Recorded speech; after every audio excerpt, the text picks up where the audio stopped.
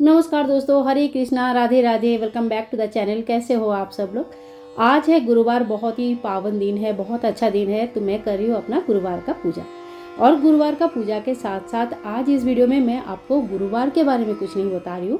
आज मैं बताऊँगी आप लोगों को चतुर्मास व्रत के बारे में। चतुर्मास क्या है, कब से शुरू है, क्यों करना चाहिए, गृहस्थ जीवन में रह के क्या कर सकते हैं, क्या नहीं कर सकते हैं, क्या खाना चाहिए, क्या नहीं खाना चाहिए, इत्यादि बहुत सारे क्वेश्चंस होते हैं और बहुत कठिन नियम भी होते हैं। तो गृहस्थ में रह के जितना हमसे बन पड़ता है, सारे नियमों के बीच में एक भी नियम ले लिया, एक भी नियम पूरे 4 महीना मान लिया तो भी बहुत है। तो चलिए शुरू करते हैं और सुन लेते हैं कि चतुर्मास के पूरे डिटेल्स इस वीडियो में। आप लोगों से एक अनुरोध करती हूँ, पूरा वीडियो जरूर सुनिएगा, बहुत ही हेल्पफुल रहेगा आपको डिसीजन लेने में। तो देखो, देवशयनी एकादशी आने में ज़्यादा समय नहीं है। 6 तारीख को सर्वजन देवशयनी एकादशी मनाएंगे, ठीक है। इस एकादशी के दिन भगवान क्षीर सागर में सोने चले जाते हैं, सुप्तावस्था में सोते हैं और 4 महीने के लिए सो जाते हैं और इस समय को बोला जाता है चतुर्मास। पहला पॉइंट, चतुर्मास है श्रावण, भाद्र, आश्विन और कार्तिक। इस 4 महीने को लेकर, ये जो बारिश के 4 महीने होते हैं, ये 4 महीनों को लेकर बनता है चतुर्मास। देवशयनी एकादशी से लेकर देव उठनी एकादशी तक ये 4 महीने बहुत लोग चतुर्मास के व्रत करते हैं। बहुत लोग आषाढ़ महीने की जो गुरु पूर्णिमा आता है उससे लेकर कार्तिक महीने की जो पूर्णिमा आता है, यानी कि आषाढ़ पूर्णिमा से लेकर कार्तिक पूर्णिमा तक जो 4 महीने के समय होता है, इस समय चतुर्मास के व्रत पालन करते हैं। अब आते हैं कि हमें कौन से महीने में क्या नहीं खाना चाहिए।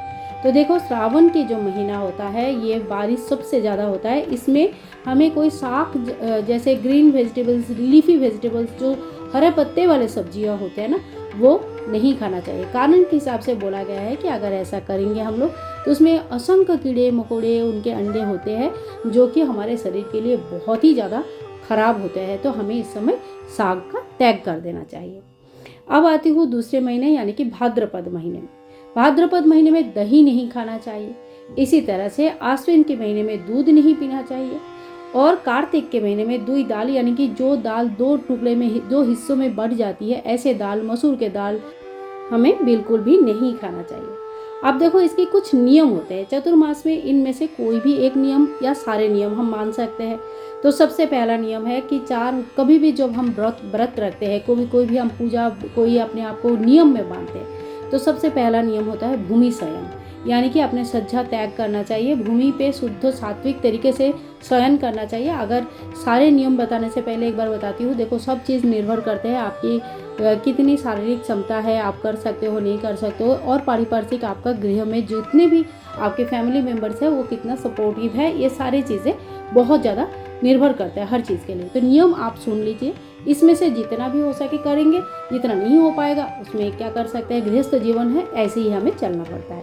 तो पहला नियम है भूमि शयन, यानी कि जो बिस्तर छोड़ के हमें नीचे सोना है।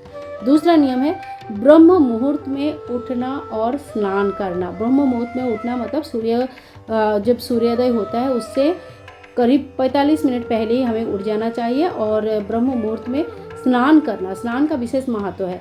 स्नान का महत्व आप लोगों ने देखा होगा, माघ का स्नान का महत्व है, वैशाख स्नान का महत्व है। कोई भी तीज, त्यौहार, उत्सव, अनुष्ठान जो भी आता है तो सुबह सुबह हमें सबसे पहले बोला जाता है कि स्नान कर लो। स्नान का बहुत महत्व होता है। तो दूसरा बात होता है स्नान, ठीक है। तो स्नान सवेरे का नियम ले सकते हैं। सूर्य नारायण को जल चढ़ाने का नियम ले सकते हैं। आप देखो, बाई चांस आप सुबह सुबह नहीं उठ सकते ब्रह्म मुहूर्त में, थोड़ी सी लेट उठते हो, मान लो 6-7 बजे तक उठते हो, तो ठीक है, आप सूर्य नारायण को जल चढ़ाने का नियम ले सकते हैं। वैसे ब्रह्म मुहूर्त में जो सूर्य नारायण को जल चढ़ाया जाता है उसका महत्व बहुत ज़्यादा होता है, लेकिन कुछ ना करने से कुछ कर लेना सही है। तो अगर आपका दिनचर्या कुछ ऐसे है, रात को लेट आते हैं ऑफिस से, काम ही ऐसा है या सिचुएशन कुछ ऐसे है, आप थोड़ी सी सुबेरे एकदम ब्रह्म मुहूर्त में नहीं उठ के थोड़े लेट उठते हो, तो कोई बात नहीं, जब भी सुबेरे उठ के स्नान करोगे सूर्य नारायण को जल चढ़ा सकते हैं, ठीक है, कोई दिक्कत नहीं है। इसके बाद आता है कि जप तप, नित्य पूजा पाठ, ये सारी चीज़ें हमें करनी है। अब इसमें तो आप जब भी आपको समय मिले, जैसे पाठ करना है, पाठ करने के लिए बहुत लोग पूजा के टाइम पे ही पाठ कर लेते हैं, बहुत लोग सुबह सुबह उठ के पाठ करते हैं, और काफ़ी सारे गृहस्थ ऐसे रहते हैं, खास करके जो गृहवधू होते हैं, जो हाउस वाइफ होते हैं, उनके पास सवेरे बहुत ज़्यादा काम रहता है, बिल्कुल फुर्सत नहीं होती है। तो ऐसे में आप शाम को भी पाठ कर सकते हैं। जैसे श्रावण के महीना आ रहा है तो बहुत लोग सिर्फ महापुराण पाठ करने का नियम लेते हैं, श्रावण मास महात्म्य पढ़ने का पाठ का नियम लेते हैं। तो अगर आप नहा धो के सुबेरे ही पढ़ लेते हो तो बहुत अच्छा, एक ही साथ सारी चीज़ें निपट जाएगी, हो जाएगा।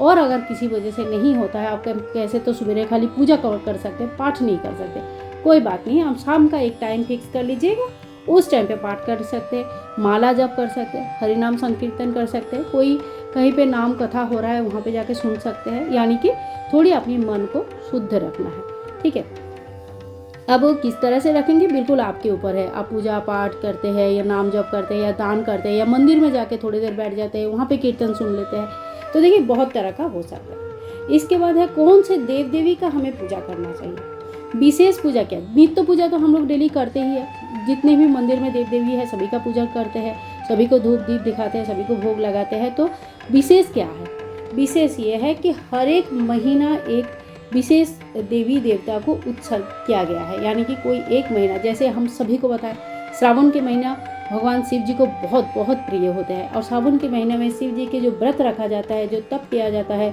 जो शिव जी के मंदिर दर्शन किया जाता है, दीपदान किया जाता है, वो सारे चीज़ें हमें बहुत ज़्यादा पुण्य फल की प्राप्ति करवाता है। तो श्रावण की महीना भगवान शिव जी को अर्पित है। इसी तरह से जब भाद्रपद के महीना आएगा तो ये महीना भगवान श्री विष्णु नारायण और उनके स्वरूप में, जैसे लड्डू गोपाल जी हो गए, कान्हा जी हो गए, राधा कृष्ण जी हो गए, इनको समर्पित है। तो आप पूरे भाद्र के महीने में, इस समय जन्माष्टमी आता है और हम लोग तो बहुत धूमधाम से जन्माष्टमी मनाते हैं, सभी को पता है, सारे कृष्ण भक्त एकदम उस दिन के लिए इंतज़ार करते हैं। तो हमें उस दिन भाद्र महीने में भगवान श्री कृष्ण, भगवान लड्डू गोपाल जी, भगवान श्री विष्णु नारायण की पूजा करनी चाहिए। इसके बाद आता है आश्विन की महीना, जो उसमें शारद नवरात्रि होती है। शारद नवरात्रि 9 दिन की नवरात्रि में आत्मशुद्धि हो जाता है, साथ साथ में घर की भी शुद्धिकरण हो जाता है। नियम ही कुछ इस तरह का रहते हैं। तो इस समय माता रानी की पूजा आराधना करना और उनसे शक्ति प्राप्त करना बहुत अच्छा माना जाता है। तो आश्विन महीने में माँ दुर्गा का पूजा करना चाहिए, माँ पार्वती की पूजा करनी चाहिए। और साथ ही में कार्तिक के जो महीना होता है, इसमें इसी महीने में कार्तिक का ही लास्ट महीना होता है चतुर्मास का, और इसी महीने में देव उत्थान जो एकादशी होती है, उसी एकादशी में भगवान श्री विष्णु नारायण अपने निद्रा से जागृत होता है, और उसके बाद जो एकादशी के अगले दिन या कोई उसी दिन तुलसी विवाह कराते हैं भगवान शालिग्राम जी के साथ। तो ये पूरा महीना भगवान शालिग्राम जी को अर्पित किया गया है, यानी कि ये कार्तिक के पूरे महीना अगर सुबह सुबह उठ के आप भगवान शालिग्राम जी तुलसी में रखकर पूजा करते हैं, दीपदान कर देते हैं, या मतलब पूरे महीने में अगर शालिग्राम जी की सेवा कर लेते हैं, तो ये बहुत अच्छा माना जाता है। तो ये हो गया हमारा 4 महीने में कौन सा देव देवी का हम लोग पूजा करेंगे और कैसे करेंगे। उनके नाम पे एक अलग से दीपक प्रज्वलित कीजिए, उनको स्नान कराए, कलावस्त्र वस्त्र अर्पण करें। पूजा विधि मैंने कई सारे दिखाया है, आगे भी हर महीने का जैसे जैसे समय आएगा वैसे वैसे आप लोगों को सारी पूजा विधि मिल जाएगी देखने के लिए। तो पूजा कैसे करना है ये तो आपको पता ही है, बस कैसे करना है, किनकी पूजा करनी है, ये सारी चीज़ें आज इस वीडियो में बता रही हूँ। इसके बाद देखिए एक नियम रहता है कि इस समय यात्रा नहीं किया जाता, यानी कि ट्रैवलिंग बंद रहता है। एक जगह से दूसरी जगह कोशिश कीजिएगा कि ना जाना पड़े। इस समय जो तपस्वी होते हैं, मुनि ऋषि होते हैं या गुणवान जितने भी लोग होते हैं, वो जहाँ जाना रहता है वहाँ पहले ही पहुँच जाते हैं। 4 महीना वहीं रह के नाम जप, अपने धर्म प्रचार जो भी करना है वहीं पे रह के करते हैं, और 4 महीने कंप्लीट होने के बाद ही बाहर कहीं जाते हैं। तो उनका यात्रा बंद रहता है। इसके पीछे भी बहुत सारे कारण हैं। बारिश के कारण नदी में उछाल आते हैं, सेतु वगैरह टूटने का डर रहता है, बहुत सारे कीड़े मकोड़े होते हैं, प्रकृति अपने रॉ फॉर्मेट में आ जाते हैं। तो इस समय बाहर जाना हमारे लिए सेफ भी नहीं है, और प्रकृति को अपनी प्राकृतिक तरीके से आगे बढ़ने देने के लिए हमें उनको छोड़ना चाहिए, खाली छोड़ना चाहिए कि हम डिस्टर्ब नहीं करेंगे।